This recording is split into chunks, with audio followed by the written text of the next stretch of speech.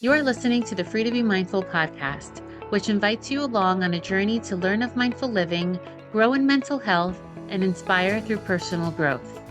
In a world where we can often feel much stress and overwhelm, this podcast provides bite-sized tips and real talk conversations, empowering you to embrace mindfulness and nurture your full potential. I'm your host, Vanessa De Jesus Guzman, licensed therapist, retired educator, entrepreneur, and mom of two. I'm passionate about helping busy moms reduce the overwhelm and to live life intentionally without losing their, here we go. Hi, and welcome back to the Consult a Counselor series. In this series, I answer parenting-related questions so that you can be present and at ease with your child and live life mindfully. Today's question is, what do I do if I think my child has a learning disability? Well, the answer varies slightly depending on your child's age, so I'm just going to give you a wealth of information and that can hopefully point you in the right direction. And by the way, October is National Learning Disability Month, so perfect timing for this question. And it makes sense because by now the teachers already get to know the kids after being in school for a whole month or so. And then in October, they start seeing what child is lacking in what and how they can further help them. But first, if your child is not even in school yet, and if they are under the age of 3, please take advantage of early intervention. It's a national program and they offer services and supports for children from birth until 3 years of age who have delays, whether they be developmental delays or disabilities. They go to your home, they talk to you and to whomever else lives in the home. They observe the child and do some activities with the child. And then after that, they can begin getting services, whether it's a learning base or occupational therapy or physical therapy, whatever it is that the child needs. When the child then turns 3, they can be evaluated by a school district, or prior to them turning 3, they can be evaluated by a school district, and then they can start school on their 3rd birthday. I know from personal experience, and they can be put into the classroom that's best going to be suited for their needs and give them whatever it is that they need, whether it be speech, OT, PT, or anything else that they need. If your child did not start on that route when they were young and you suspect that there may be a learning disability and they're a little bit older, you may want to take advantage of whether it be intervention and referral services, which we have here in the state of New Jersey, or other states just call it RTI or response to intervention.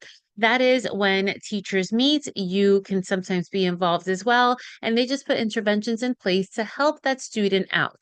Now, let's say after 4 to 8 weeks and the interventions are still not working, they've been tried with fidelity, and people suspect that there may be something more.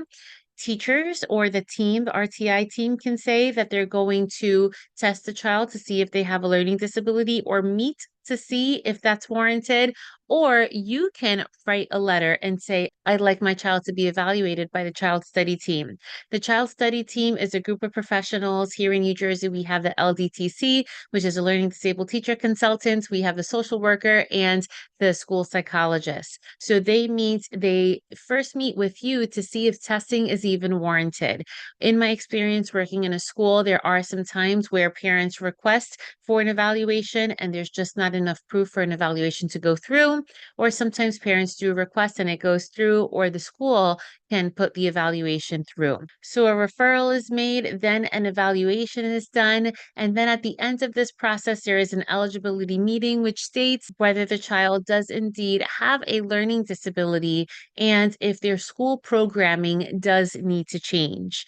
These evaluations are all done in school and are typically covered by the school district. Now, that's the process if your child is to be evaluated through a school. You can have your child independently evaluated and bring those results to the child study team and see what happens from there. Now, there is a whole nother process for a 504 accommodation plan, and this is for students who have a diagnosis that can potentially get in the way of learning, and they just need the playing field leveled. So it does not mean that they have a learning disability, but it means that they need some accommodations to make sure that they have the same access to learning.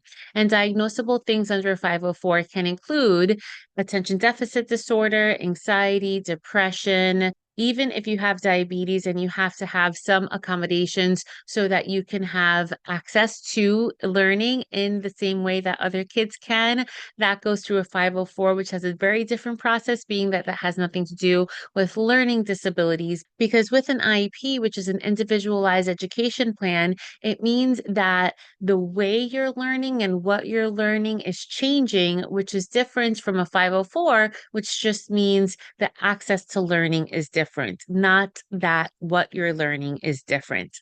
This is a very quick and high level view of the differences between an IEP and a 504 and what you can do if you suspect that your child has a learning disability. You can also see a lot of professionals outside the school building, which can include a neurologist or a developmental pediatrician or even a therapist. And when you do that, it is always helpful for the school to see the evaluations so that they can use it in their assessments as well.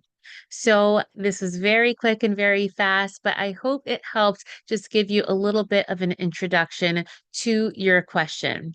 If you think it could help another mom or dad friend, be sure to share it with them and hit the subscribe button so that you don't miss the next video. If you have any questions for the Consult a Counselor series, please go to the show notes, and in the link, there's a Google form where you can provide your question anonymously.